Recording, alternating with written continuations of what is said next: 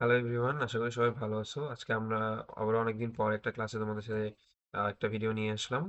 গত 1 মাস যাবত আমার ফাইনাল পরীক্ষা চলে, আসলে রেগুলারলি ভিডিও দেওয়া হয় নাই। তো আশা করি এখন থেকে আবার রেগুলারলি ভিডিও দিতে পারবো। আজকে আমরা ম্যাথের একটা ইন্টারেস্টিং টপিক দেখবো।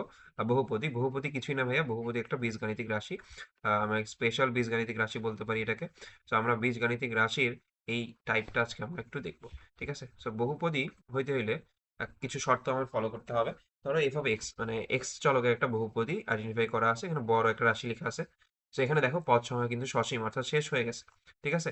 পদ সংখ্যা কিন্তু আমার এভাবে 1 + x plus dot dot dot এভাবে কিন্তু ইনফাইনাইট করা নাই, মানে সসীম সংখ্যক করা আছে, অসীম নাই।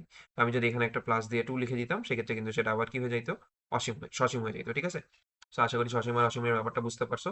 তো আমরা এখানে কি দেখবো ভাইয়া, মেইনলি আমরা এখানে দেখবো একটা রাশিকে আমরা তখনই বহুপদী বলতে পারবো, বা আম, একটা পদকে আমরা বহুপদী বলতে পারবো কখন ভাইয়া, যখন এখানে এ আকারের একটা শর্ত থাকবে, এ x⁴n। এ হচ্ছে ভাইয়া একটা কনস্ট্যান্ট। ঠিক আছে? এ কি ভাইয়া? এ হচ্ছে একটা কনস্ট্যান্ট। ঠিক আছে? এ হচ্ছে একটা কনস্ট্যান্ট। এক্স কি ভাইয়া? এক্স হচ্ছে একটা চলক। এক্স হচ্ছে একটা চলক, আর এন হচ্ছে ভাইয়া মাত্রা বা ঘাত। ঠিক আছে? মাত্রা, বা আমি এটাকে ঘাত বা ইংলিশে পাওয়ারও বলতে পারি। ঠিক আছে? আচ্ছা, তো এই আকারের একটা রাশিকে আমি বহুপদী তখনই বলতে পারবো যখন এন এর ভ্যালুগুলা অঋণাত্মক পূর্ণ সংখ্যা হবে, অর্থাৎ 0, 1, 2, 3 ডট ডট ডট। ঠিক আছে? মানে অঋণাত্মক পূর্ণ সংখ্যা, ভগ্নাংশ হওয়া যাবে না এবং ঋণাত্মক সংখ্যা হওয়া যাবে না। তো এখানে দেখো শর্তটা সুন্দর করে লেখা আছে, প্রতিটি পদে চলকের ঘাত হবে অঋণাত্মক পূর্ণ সংখ্যা। কেমন হবে ভাইয়া? অঋণাত্মক পূর্ণ সংখ্যা। আশা করি অঋণাত্মক পূর্ণ সংখ্যার ব্যাপারটা বুঝাইতে পারছি। আর পদ সংখ্যা অবশ্যই সসীম হইতে হবে। পদ সংখ্যা সসীম হইতে হবে, অসীম হওয়া যাবে না। ঠিক আছে? যেমন এখানে দেখো, এখানে কিন্তু অনেকগুলা এই যে ax⁴n আকারের রাশি দেখা যাচ্ছে, বাট সবগুলা কিন্তু যোগ আকারে থাকার পরে অসীম সংখ্যক নাই, এখানে কিন্তু সসীম সংখ্যক আছে, অর্থাৎ শেষ করে দেয়া আছে কিন্তু রাশিটাকে। আচ্ছা, তো আমরা কয়েকটা এক্সাম্পল দেখবো, এক্সাম্পল গুলো দেখলে আশা করি একটু তোমাদের কাছে ব্যাপারটা ক্লিয়ার হবে।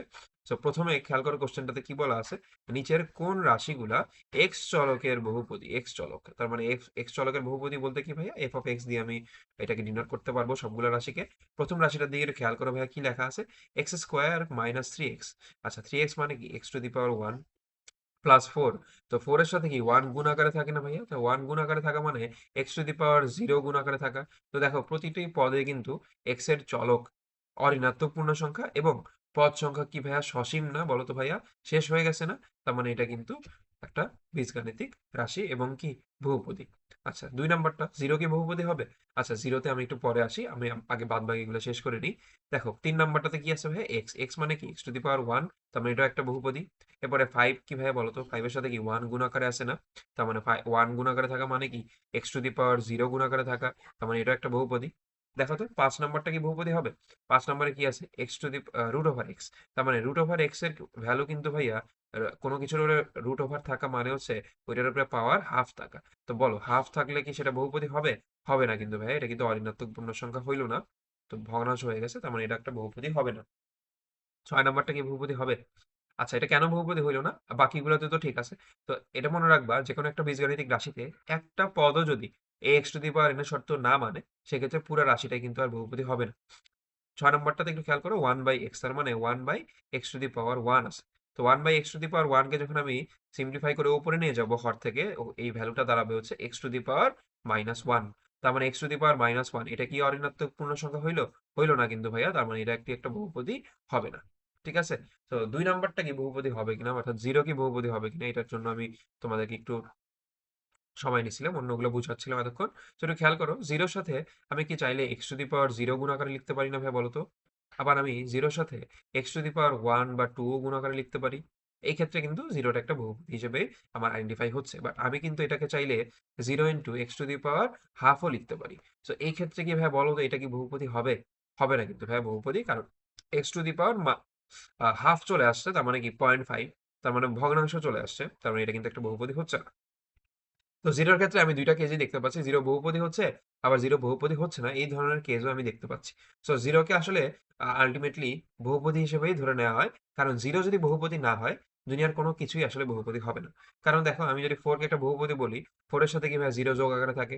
আবার x কে যদি আমি একটা বহুপদী বলি, x এর সাথেও কি 0 যোগ আকারে আছে না ভাইয়া বলো তো? তার মানে কি 4 আর x যদি বহুপদী হয়, তাহলে 4 প্লাস 0 এটাও তো একটা বহুপদী। আবার x প্লাস 0 এটাও তো একটা বহুপদী। তো 0 কিন্তু সব বহুপদীর সাথেই আসলে আল্টিমেটলি থাকতেছে।